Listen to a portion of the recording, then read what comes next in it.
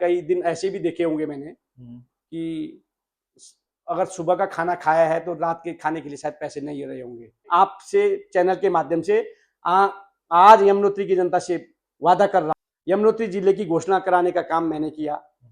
नरेंद्र भाई मोदी जी की सरकार में शिक्षा जैसे बड़े मंत्रालय में भी मुझे जनता का संशय है सर कि बीजेपी से किसको टिकट मिलने वाला है। माँ पिता ने बहुत कठिन परिश्रम करके मुझे पढ़ाया और आगे इस स्थान पर पहुंचा। मेरा मन बिल्कुल भी सरकारी नौकरी के नहीं था और मैंने मन बना लिया था कि मैं सार्वजनिक मुझे जन सेवा के मैंने प्राइवेट जॉब करके अपनी ग्रेजुएशन की पढ़ाई अपने आप अपने दम पर की। उसको मैंने दिया, मेरा उसमें सिलेक्शन हुआ। अच्छा। उस सिलेक्शन के बाद मैंने बैचलर ऑफ जर्नलिज्म में श्रीनगर में डॉक्टर रमेश पोखरियाल निशंक जी हमारे पूर्व मुख्यमंत्री जी हैं, मेरे राजनीतिक गुरु भी हैं। आज भी आपको शर्मिंदा महसूस होती है? राजनीतिक व्यक्ति का जो जीवन है बहुत कठिन जीवन है।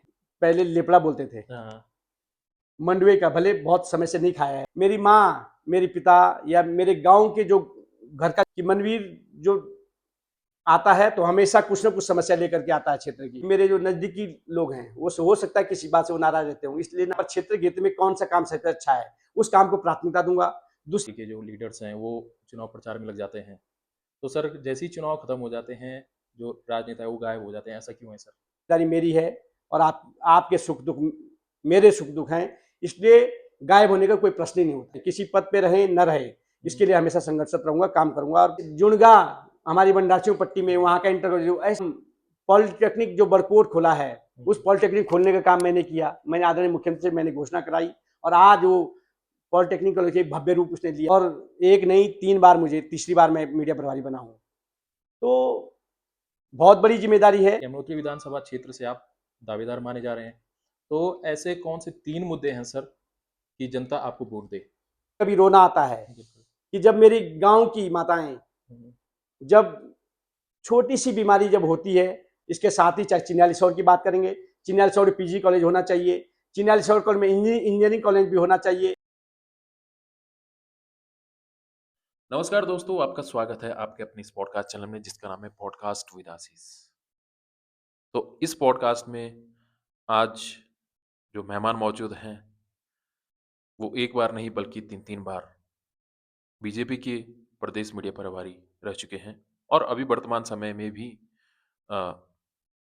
प्रदेश मीडिया प्रभारी है और यमुनोत्री विधानसभा क्षेत्र से विधायक की दावेदारी भी कर रहे हैं। तो मैं बात कर रहा हूं श्री मनवीर चौहान जी की। तो इस पॉडकास्ट में हमने उनके जीवन की संघर्ष की बातें भी की और यमुनोत्री विधानसभा में क्या मुद्दे हैं, किसको लेकर वो चुनाव लड़ रहे हैं, उनको लेकर भी हमने बातचीत की। तो अगर आप इस पॉडकास्ट को अंत तक देखेंगे तो आपको बहुत मज़ा आने वाला है और आप चाहते हैं कि ऐसे ही मज़ेदार पॉडकास्ट और भी आने चाहिए, तो इस चैनल को लाइक, शेयर एंड सब्सक्राइब जरूर कीजिएगा। धन्यवाद। तो सर आपका बहुत बहुत स्वागत है हमारे इस पॉडकास्ट चैनल पे। सबसे पहले तो ये है सर कि आपका जो बचपन है सर वो कहाँ बीता सर? धन्यवाद आशीष भाई। मेरा बचपन इन जो हमारी पहाड़ी कंदरा हैं और नंगान गाँव मेरा जो जन्मस्थली है वहीं मेरा बचपन बीता और वहीं से मैंने बाल्यकाल की जो प्राथमिक शिक्षा होती है अपने गांव में मैंने प्राथमिक शिक्षा ग्रहण की। उसके बाद मैंने राजकीय इंटर कॉलेज खरादी में से मैंने हाई स्कूल की परीक्षा उत्तीर्ण की। इंटरमीडिएट की परीक्षा मैंने बरकोट राजकीय इंटर कॉलेज के से की।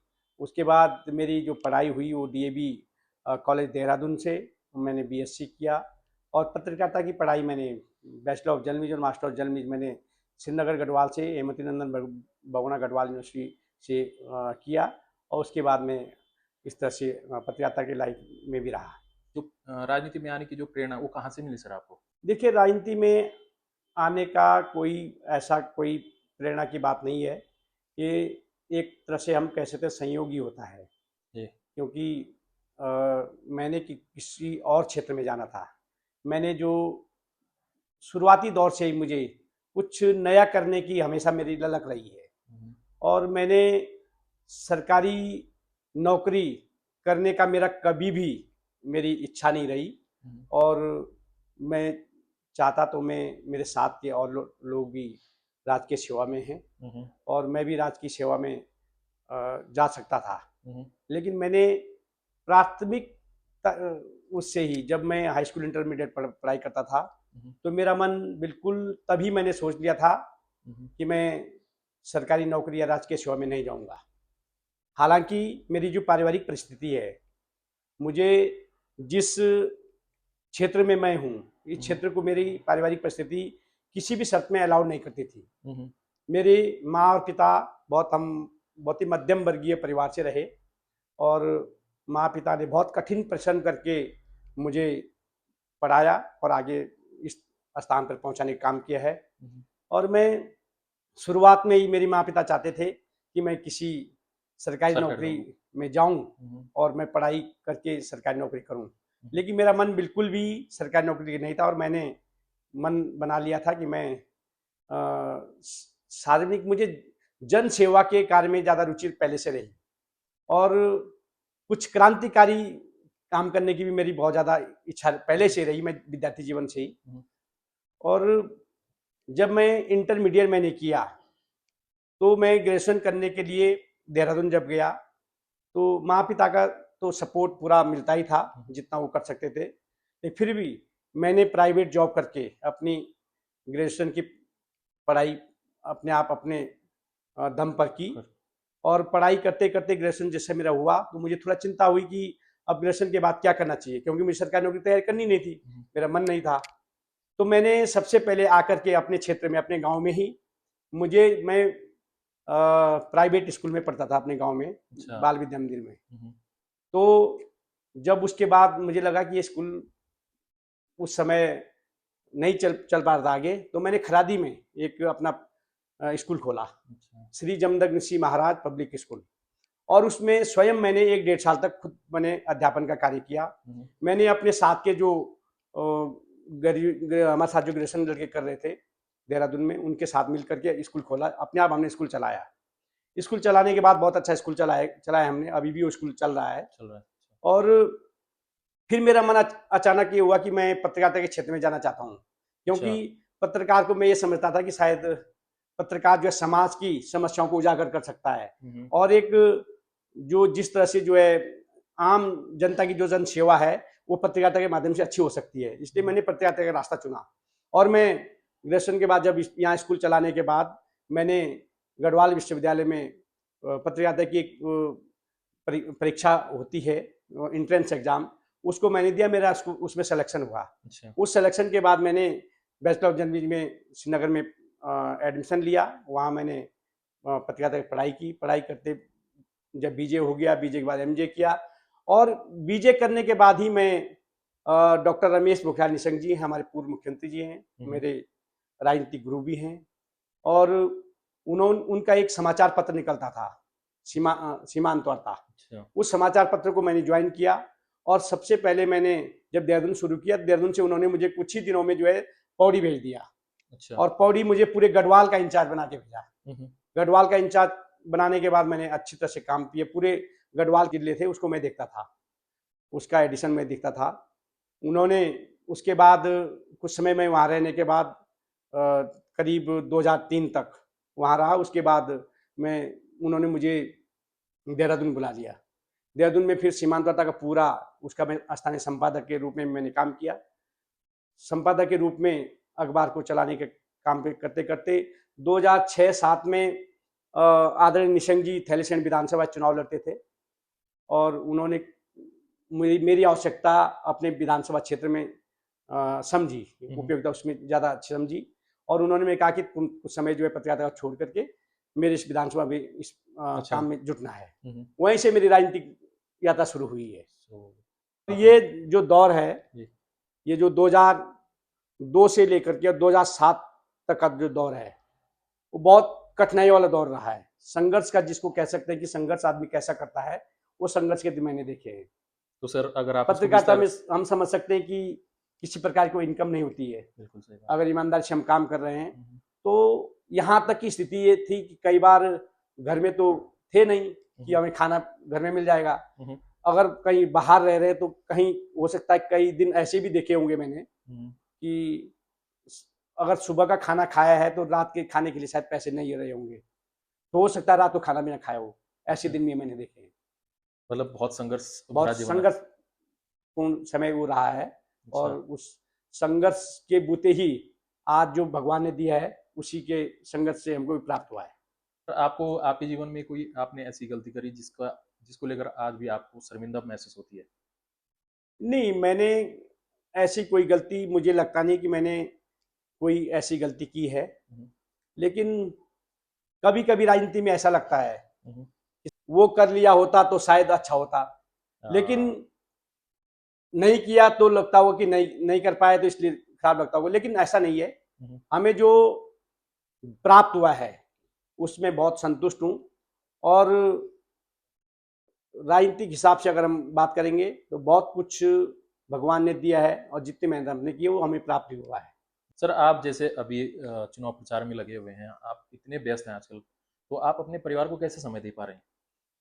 देखिए, राजनीतिक व्यक्ति का जो जीवन है, बहुत कठिन जीवन है हुँ, हुँ, और मैंने देखा है बहुत अच्छी तरह से हुँ, राजनीतिक व्यक्ति को, क्योंकि मैं पहले से ही राजनीतिक व्यक्ति के साथ जुड़ा रहा हूँ। हुँ, क्योंकि राजनीतिक व्यक्ति के लिए हुँ, हुँ, जो समाज सेवा का जो एक मंच मिला है, वही उसका परिवार होता है। हुँ, हुँ, अपने परिवार के लिए सच बात है कि नहीं समय निकलता है, बिल्कुल। लेकिन उसका परिवार भी उसी तरह से ढल जाता है और मैंने देखा है कि राजनीतिक व्यक्ति अपने लिए भी समय नहीं निकाल पाता है। परिवार की तो बात दूर, अपने लिए भी नहीं समय नहीं निकल पाता है। और लेकिन जब खुशी की बात इसमें यह है कि हम अगर समाज सेवा कर रहे हैं, राजनीति में हैं, अगर हमने किसी के काम कर पाया, हम किसी के काम आ पाए, तो यही उसकी खुशी है कि मैंने अपने लिए नहीं, अपने परिवार के लिए नहीं, अगर किसी और के लिए किया है, तो वही अपना परिवार हो गया है, यही खुशी होती है। इसलिए इस बात की कोई किसी प्रकार की नाराजगी भी नहीं रहती है मन में कि मैं अपने परिवार के लिए, अपने लिए नहीं कर पाया हूँ। इसलिए जनता के लिए कर रहे हैं तो वो भी अपने लिए है। आपको क्या पसंद है सर खाने में? देख, खाना में तो बहुत ही ऐसे परिवार से रहा हूँ, हुँ, हुँ, बहुत जो हमारा पहाड़ का खाना है, अच्छा, वो मुझे सबसे पसंद है। जैसे? जैसे अपने घर में हमारे यहाँ पहले लेपड़ा बोलते थे, हाँ, हाँ, मंडुए का, भले बहुत समय से नहीं खाया है, लेकिन लेपड़ा बिना मसाले के बनता है। हुँ, हुँ, चावल के साथ मंडुए का घोल बना करके उसको पकाया जाता है। हुँ, हुँ, इतना पौष्टिक वो होता है और केवल नमक उसमें डाला जाता है। हुँ, हुँ, वो सबसे मुझे पसंद है। लेमड़ी होती है, चौलाई की बनती है। हुँ, चौलाई को पिसाया जाता है, मारसा को पिसा जाता है, दाने को, हुँ, उसकी जो बनाई जाती है लेमड़ी, वो भी मेरी दादी बनाया करती थी, मुझे बहुत पसंद आता था। उसको मट्ठा के साथ हम खाते थे, बहुत मजा आता था। हुँ, हुँ। तो मुझे कुल मिलाकर के सात्विक खाना बहुत पसंद है और बिना मसाले, बिना मिर्च वाले खाना, बॉयल्ड खाना मुझे सबसे पसंद है। अच्छा, अगर आज भी अगर आप मिल जाएँगे तो आप खाएँगे उसको? निश्चित रूप से मेरे गांव में मेरी माँ, मेरे पिता या मेरे गांव के जो घर का जो खाना है, चाहे एक किसी भी घर में वो बन रहा हो, वो खाना मुझे सबसे पसंद है। आपको खाली समय में क्या करना पसंद है? नहीं, खाली समय पहली बात तो मिलता नहीं। खाली समय अगर मिलता है तो मैं हमेशा मन में ये रहता है कि जिस क्षेत्र में, क्योंकि एक राजनीतिक इच्छा है कि मैं यमुनोत्री विधानसभा से, मेरी जो अपनी इच्छा है कि मैं यमुनोत्री की सेवा करूं, यमुनोत्री का विधायक बन के करूं या सामाजिक कार्यकर्ता के रूप में करूं, तो चिंता यही रहती है हमेशा। हुँ, हुँ, हमेशा एक एक क्षण मेरा यमुनोत्री विधानसभा में किस गांव में क्या काम हो सकता है, किस क्षेत्र में कौन सी बड़ी योजना बन सकती है और इसको कैसे किया जा सकता है, कौन से मंत्री के पास जाकर के इस काम को हम करा सकते हैं इस क्षेत्र की। और मुख्यमंत्री से हम अगर मिलता हूं तो मैं किसी व्यक्तिगत काम से अभी तक कभी जीवन में अपना व्यक्तिगत काम, चाहे निशंक जी मुख्यमंत्री रहे हों, चाहे एचआरडी मिनिस्टर रहे हों, चाहे आदरणीय हमारे माननीय पुष्कर सिंह धामी जी हों, उनसे भी जब भी मिला हूं, कभी भी अभी तक व्यक्तिगत काम, कभी कोई काम व्यक्तिगत नहीं बोला है। जब भी मिला हूं तो हर बार कोई ना कोई पत्र में अपने विधानसभा यमुनोत्री का की समस्या को लेकर उनको देता हूं और कई बार उन्होंने खुद भी बोला सार्वजनिक मंच पे कि मनवीर जो आता है तो हमेशा कुछ ना कुछ समस्या लेकर के आता है क्षेत्र की, हुँ, हुँ। अपना कोई काम तो कभी नहीं बताते हैं। तो यही मुझे अच्छा लगता है कि मैं क्षेत्र के काम आ सकूं और मेरा समय भी बड़ा अच्छी तरह से व्यतीत हो रहा है कि मैं अपने क्षेत्र के बारे में सोचता हूं, अपने क्षेत्र की समस्याओं के समाधान के बारे में सोचता हूं। सर विपक्ष को लेकर आपका क्या कहना है? और विपक्ष में आपका ऐसा कोई दोस्त भी है? देखिए, विपक्ष राजनीति में कोई अपना और पराया नहीं होता है। बिल्कुल। और विपक्ष, क्योंकि मैं उस पार्टी से जुड़ा व्यक्ति हूँ हुँ, हुँ। जो एक विचार के लिए काम करता है। हमारी भारतीय जनता पार्टी का जो सिद्धांत है, पहले देश, फिर मेरी पार्टी, फिर मैं स्वयं, मैं उसी विचार के आधार पर काम करता हूँ। और मेरी, आपने देखा भी होगा, तो मैं, कई लोग, सच बताऊं मैं आपको, कि मेरे जो नज़दीकी लोग हैं, वो हो सकता है किसी बात से वो नाराज रहते होंगे, इसलिए नाराज रहते होंगे कि कोई काम ना हो पाए हो, लेकिन मेरी प्राथमिकता पहले अपना नहीं, अपने लिए नहीं है। पहले मेरी देश है, जो मेरे देश का मतलब हम ये कह सकते हैं कि यहाँ पर क्षेत्र क्षेत्र में कौन सा काम सबसे अच्छा है, उस काम को प्राथमिकता दूंगा। दूसरी बात, मेरी पार्टी, जो मेरी जिस पार्टी से मैं जुड़ा हूँ, उसकी गरिमा को किसी प्रकार की कोई ठेस न पहुंचे, ऐसा काम मैं कभी कर नहीं सकता हूँ। इसलिए पहले देश, अपने क्षेत्र के लिए काम करता हूँ, फिर अपनी पार्टी के लिए, फिर तीसरे नंबर पे अपने स्वयं और अपने लोगों के लिए मैं सोचता हूँ। जनता है जो, वो नेताओं से नाराज क्यों है? क्या कारण है? देखिए, राजनीतिक व्यक्ति की, मैंने पहले भी कहा, राजनीतिक व्यक्ति के पास बहुत सारी कठिनाइयां हैं। हुँ, हुँ। और सबसे कठिन जीवन अगर मैं कहूं तो राजनीतिक व्यक्ति का है। राजनीतिक व्यक्ति अगर कुछ काम कर सकता है तो उसका यश हालांकि मिलना तय है, लेकिन काम करने के बाद भी उसको उतना उसका हुँ। सकारात्मक परिणाम नहीं मिल पाता है। अगर कोई काम गलती से छूट गया हो, या गलती कोई अनजाने में कोई गलती हो गई हो, तो कभी कोई माफ भी नहीं करता है। इसलिए सबसे बड़ी कठिनाई राजनीति में ही है। जैसे चुनाव होता है, तो जितने भी राजनीति पार्टी के जो लीडर्स हैं, वो चुनाव प्रचार में लग जाते हैं। तो सर, जैसे ही चुनाव खत्म हो जाते हैं, जो राजनेता है वो गायब हो जाते हैं, ऐसा क्यों है सर? कि अब ये तो मैं इस जवाब को इसलिए नहीं दे सकता हूँ, क्योंकि मैं अभी न तो कोई चुन के अभी कोई प्रतिनिधि बना हूँ, हुँ, हुँ। न मैं, मेरे पास कोई सरकार का दायित्व है। सर, ये जनता का क्वेश्चन है सर। मैं वही जवाब दे रहा हूँ कि इस जवाब को बेहतर रूप से वो लोग दे सकते हैं जिन्होंने, जिनको जनता के द्वारा जनप्रतिनिधि चुना गया है। बिल्कुल। मैं तो ये समझता हूँ कि मैं तो बिना प्रतिनिधि रहते हुए भी गायब नहीं हूँ। हुँ, हुँ। तो अगर, जब मुझे जिम्मेदारी मिलेगी, तो मैं तो ऐसा सामना, तो मुझे मुझे लगता है कि ऐसी चीज मेरे सामने आएगी नहीं। हुँ, हुँ। मुझे अपने पे पूरा भरोसा है हुँ, हुँ। कि गायब होने का कोई प्रश्न नहीं होता, बजाय और डाउन टू अर्थ होंगे और जिम्मेदारियों के साथ जनता के बीच रहेंगे। ये जिम्मेदारी मेरी है, और आपके सुख दुख मेरे सुख दुख हैं, इसलिए गायब होने का कोई प्रश्न ही नहीं होता है। सर, ऐसा तो नहीं है और सर? मुझे लगता है कि एक जनप्रतिनिधि जिसको जिम्मेदारी दी गई है, वो अगर वो गायब होता है तो उसका ये फेल्योर है, और गायब नहीं होना चाहिए। सर, कहीं ऐसा तो नहीं कि आप जीत गए और उसके बाद गायब हो गए? देखिए, मैंने पहले कहा, मैं भगवान की कृपा से और सब क्षेत्र के आप सभी के स्नेह से, हुँ, हुँ। मुझे जहाँ पर भी मैं रहा अभी तक, वो भी बहुत छोटी जगह नहीं रही, मुझे आदरणीय मुख्यमंत्री जी के साथ काम करने का सौभाग्य मिला। मंत्री के साथ मुझे काम करने का सौभाग्य मिला। केंद्र में आदरणीय नरेंद्र भाई मोदी जी की सरकार में शिक्षा जैसे बड़े मंत्रालय में हुँ, हुँ। भी मुझे शिक्षा मंत्री के साथ काम करने का मौका मिला। हुँ, हुँ। तो मुझे ऐसा लगता है कि ऐसी चीज़ें कोई सामने आनी नहीं चाहिए कि हम किसी भी प्रकार से गायब हों, क्योंकि मैंने, हुँ, हुँ। आपको इस बात को बताना चाहता हूँ कि जब मेरे पास कोई जिम्मेदारी नहीं है, मुझे जनता की जिम्मेदारी मेरे पास नहीं थी, क्योंकि जनता ने मुझे चुन करके नहीं भेजा। हुँ, हुँ। उसके बावजूद भी मैंने कई ऐसे काम हैं, जो काम मैंने यहाँ पर धरातल पे उतारने के काम किया। जैसे सर? मैं सबसे पहली, सबसे बड़ी बात बोलता हूँ, किसी ने यमुनोत्री जिले के बारे में सोचा भी नहीं था। यमुनोत्री जिले की घोषणा कराने का काम मैंने किया, हुँ, हुँ। और उसको धरातल पे भी उतारने का काम करूंगा। ये मैं आपसे, चैनल के माध्यम से आज यमुनोत्री की जनता से वादा कर रहा हूं कि मैं यमुनोत्री जिला धरातल पे उतारने का काम करूंगा। ये मेरा वादा है, चाहे कहीं भी रहें, किसी पद पे रहें न रहे, इसके लिए हमेशा संघर्षरत रहूंगा, काम करूंगा और धरातल पे उतारने का काम करूंगा। इसके साथ ही, जब प्रतिनिधि न होने के बावजूद भी, मैं यहाँ दर्जनों सड़कों का उदाहरण दे सकता हूँ। अगर नाम आप जानना चाहें, मैं नाम भी बता सकता हूँ। बिल्कुल। आप यहाँ नंगागांव की सड़क की बात करें, हुँ। नंगागांव से कुर्सिल जो रोड जा रही है, कई वर्षों से लटकी हुई थी, इसको काम पूर्ण करने का काम मैंने किया। कुपड़ा की रोड पूर्ण करने का काम मैंने किया। फॉरेस्ट में अटका हुआ था मामला। पाली की रोड फॉरेस्ट में अटकी थी, मैंने कराने का काम किया।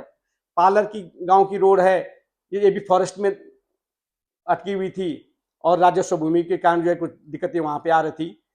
कांग्रेस की सरकार थी, विपक्ष की सरकार थी, उस बीच में उस समय मैंने कराने काम किया है इसको, व्यक्तिगत जा करके मंत्री के पास, और उस काम को पूरा करने की एक दर्जनों सड़कें ऐसी हैं। इसके साथ ही शिक्षा की बात करेंगे तो आप सरनोल का इंटर कॉलेज ले लो, आप नगरगांव का हाई स्कूल ले लो, आप श्यालप का हाई स्कूल ले लो, आप यहाँ बगल में गंगानी का हाई स्कूल ले लो, आप कुतनौर का इंटर कॉलेज ले लो, आप श्याना चट्टी का हाई स्कूल ले लो, पौंटी का इंटर कॉलेज ले लो, ऐसे जुड़गा हमारी बंडाचियों पट्टी में वहाँ का इंटर कॉलेज, ऐसे मैंने करीब 23 हाई स्कूल इंटरमीडिएट उच्चीकृत करने के प्रयास किया है और जो उच्चीकृत हुए। आज किसी को पढ़ाई करने के दूर नहीं जाना पड़ा, अपने गांव में ही उनको माध्यमिक शिक्षा मिल रही है। इसी प्रकार से चाहे हम पॉलिटेक्निक जो बरकोट खुला है, उस पॉलिटेक्निक खोलने का काम मैंने किया। मैंने आदरणीय मुख्यमंत्री से मैंने घोषणा कराई और आज वो पॉलिटेक्निक कॉलेज एक भव्य रूप उसने लिया है। आज सैकड़ों बच्चे उस पॉलिटेक्निक से पढ़ के सरकारी नौकरी कर रहे हैं।